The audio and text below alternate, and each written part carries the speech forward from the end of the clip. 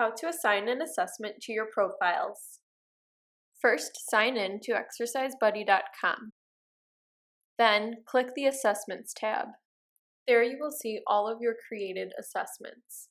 Click the three dots or options menu of the assessment you would like to assign. Click Assign to Profiles. You can assign the assessment to individual students by clicking the empty box next to their name.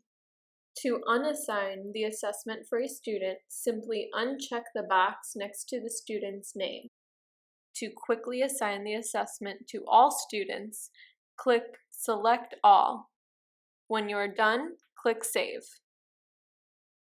Now you will be able to access the assessment on the assigned student's profile. Click Assessments. Next, click the type of assessment you assigned.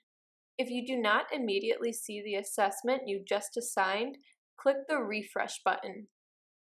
Your assessment will appear.